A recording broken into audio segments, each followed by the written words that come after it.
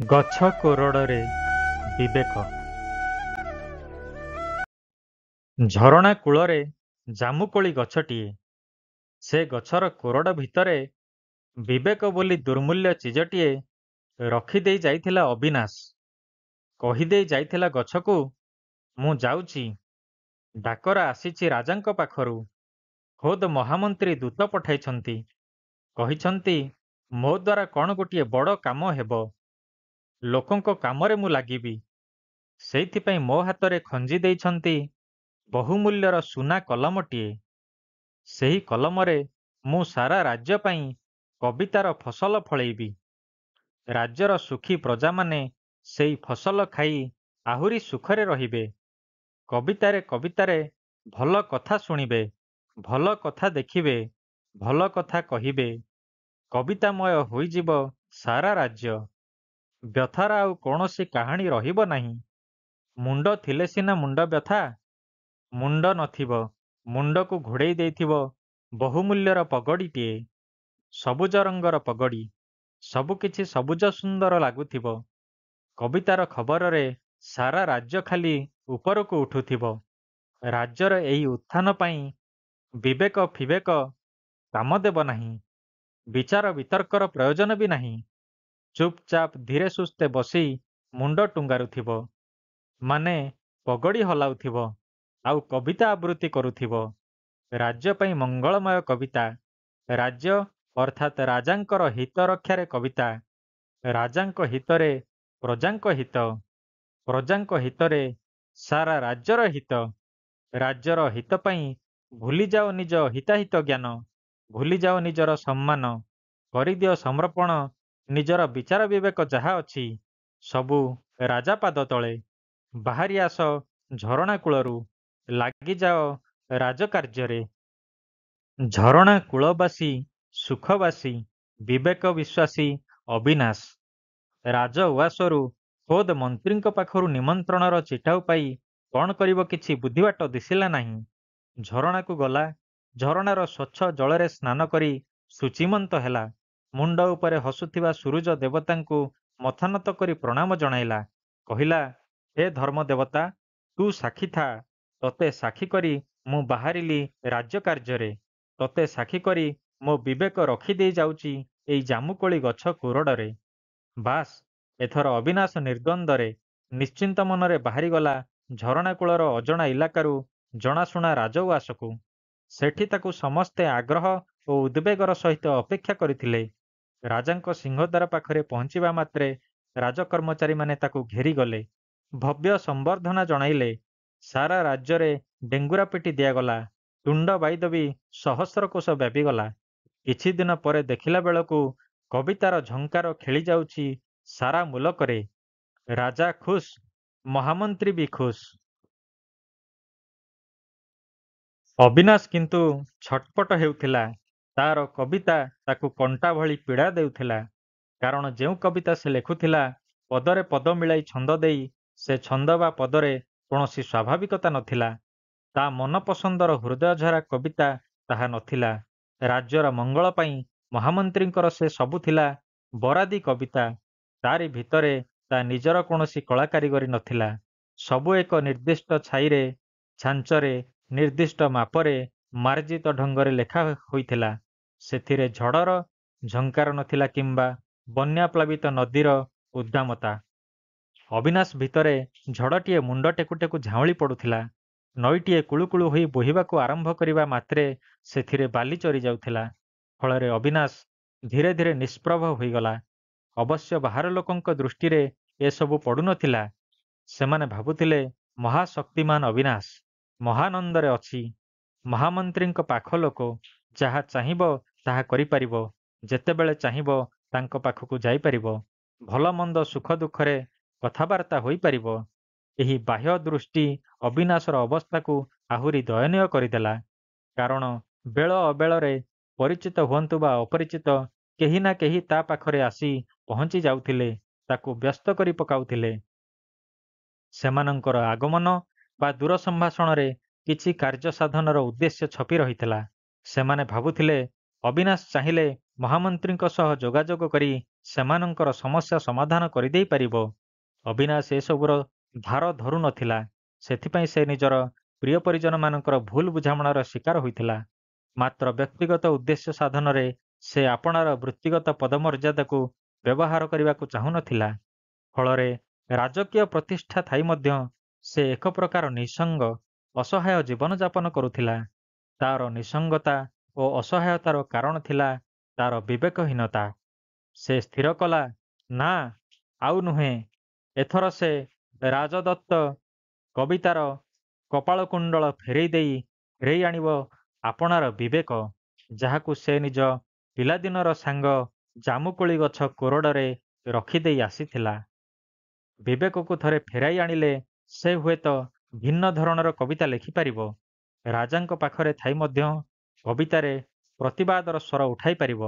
ପ୍ରଶ୍ନ କରିପାରିବ ରାଜାଙ୍କୁ, ତାଙ୍କର ମହାମନ୍ତ୍ରୀଙ୍କୁ। କହିପାରିବ, ହେ ରାଜା, କି କଲ, କି କଲ? ନିଜ ଭୂଇଁଟାକୁ ଉଜାଡ଼ିଦେଲ। ଅଜାଡ଼ି ଦେଇ ପରଦେଶିଆଙ୍କ ପାଖରେ ଆମ ମାଆର ଥନକୁ ଝୁଣି ଖାଇବ ଚୋର ତସ୍କର। ଆଉ ଆମ ପିଲାଏ ଶୁଖିଲା ମାଟି କାମୁଡ଼ି ପଡ଼ି ରହିବେ। ମେଘ ନଥିବା ଆକାଶକୁ ଚାହିଁ ଆଖିର ଲୁହ ନୁହେଁ, ରକ୍ତ ଝରାଉଥିବେ। କିନ୍ତୁ ପ୍ରଶ୍ନ କରିବା ତ ଦୂରର କଥା, ସେ ବିଲକୁଲ ପାଟି ଫିଟେଇ ପାରୁନଥିଲା। କାରଣ ତା ବିବେକ ତା ପାଖରେ ନଥିଲା।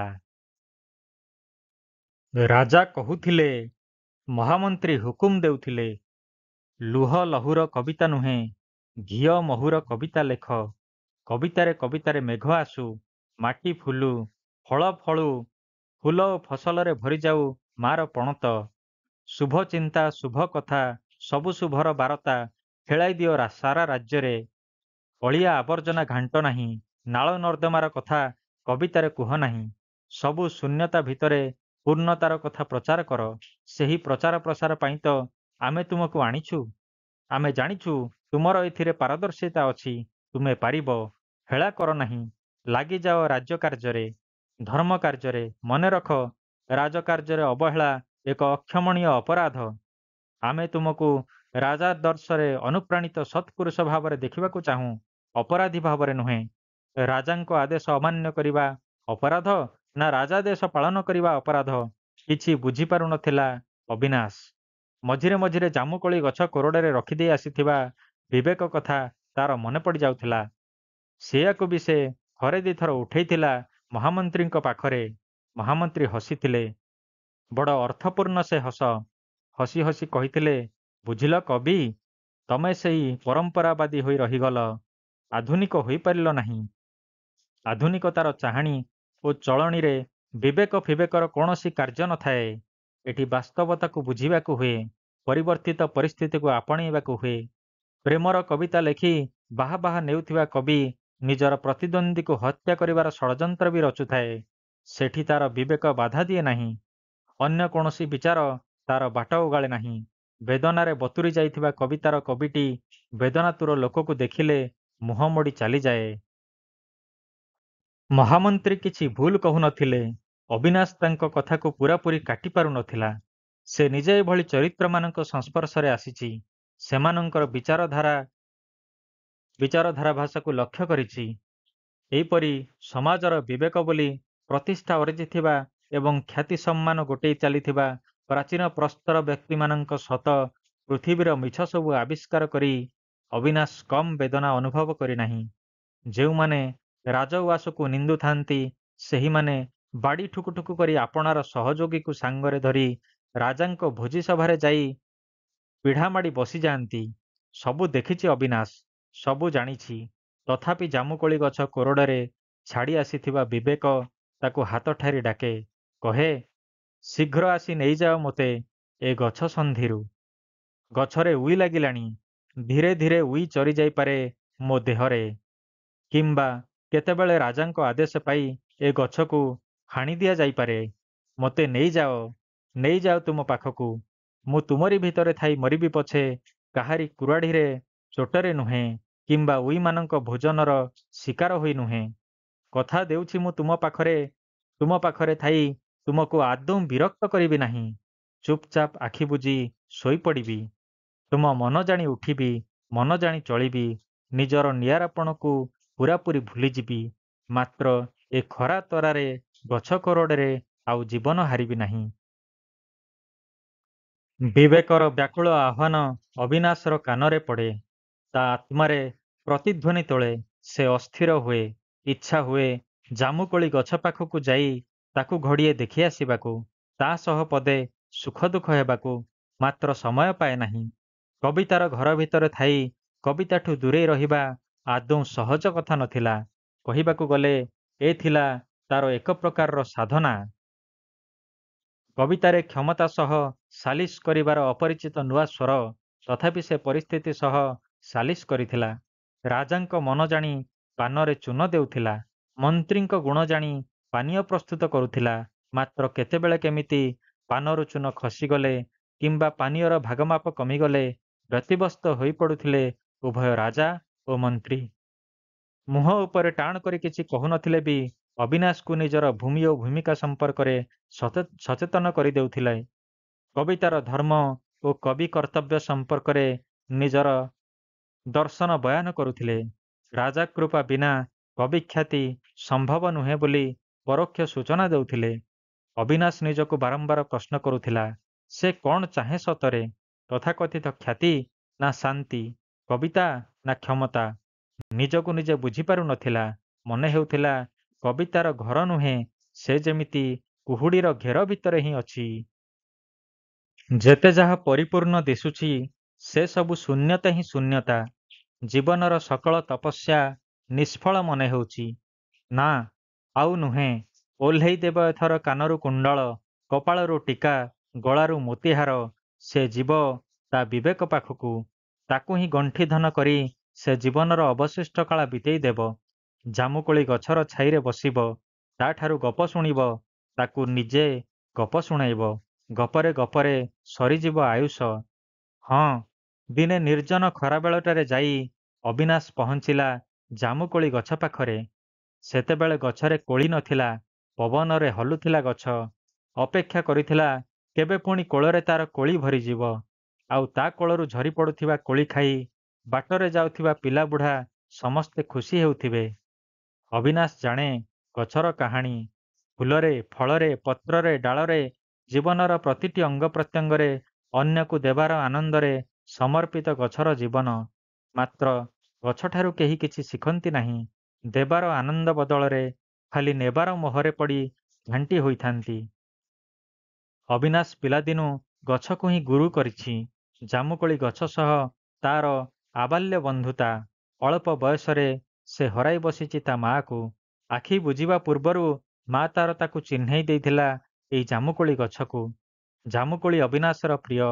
ଭଲ ଲାଗେ ତାକୁ ଜାମୁକୋଳିର ରଙ୍ଗ। କୋଳି ଖାଇ ସେ ଦର୍ପଣରେ ନିଜର ପାଟି ଦେଖେ। ପିଲାଦିନୁ ଜାମୁକୋଳି ଗଛ ସହ ସେହି ବନ୍ଧୁତା ବୟସ ବଢ଼ିବା ସଙ୍ଗେ ସଙ୍ଗେ ତୁଟିଲା ନାହିଁ।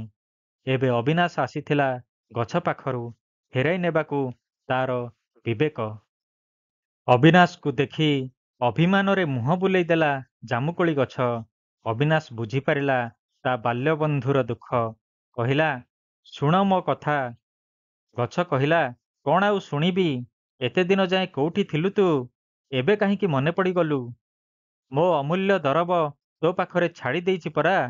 ତତେ ଆଉ ଭୁଲିବି କେମିତି? ତୋରି କୋଳି ଖାଇ ମୁଁ ବଡ଼ ହୋଇଛି। କୋଳି, ତୋରି କୋଳିର ରଙ୍ଗ ମୋତେ ଜୀବନର ରଙ୍ଗ ଦେଇଛି। ଆଜି ନୁହେଁ, ଏଥର ମୁଁ ସବୁଦିନେ ତୋରି ପାଖରେ ରହିବି। ଆଉ ସେ ରାଜଉଆସ ମାଡ଼ିବି ନାହିଁ। ମୋ ବିବେକ ମୋତେ ଫେରେଇ ଦେ। ସେ ବିବେକ ବଳରେ ମୁଁ ଏଥର ରାଜାଙ୍କୁ ସାମ୍ନା କରିବି। ମହାମନ୍ତ୍ରୀଙ୍କ କଥାକୁ ଆଖି ବୁଜି ମାନିନେବି ନାହିଁ। ତାଙ୍କୁ ଦେଖେଇବି ମୋ କୋଳିଖିଆ ଦାନ୍ତର ରଙ୍ଗ। ଜାମୁକୋଳି ଗଛରୁ କୋଳି ନୁହେଁ, ଟୋପା ଟୋପା ଲୁହ ଝରି ପଡ଼ିଲା। କହିଲା, କେତେଥର ମୁଁ ଯେ ତୋ ପାଖକୁ ଖବର ପଠେଇଛି, ଅଥଚ ତୁ ଶୁଣିଲୁ ନାହିଁ କି ଆସିଲୁ ନାହିଁ। ଏବେ ଆସିଲୁ ଯେ ଖୁବ୍ ଡେରି କରିଦେଲୁ। ତୋ ବିବେକ କ'ଣ ଆଉ ମୋ କୋରଡ଼ରେ ଅଛି? ତୁ ତ ଜାଣୁ ମଝିରେ ମଝିରେ ମାଙ୍କଡ଼ ପଲ ଆସି ଏଠି ଦୋଳି ଖେଳନ୍ତି, କୋଳି ଖାଆନ୍ତି।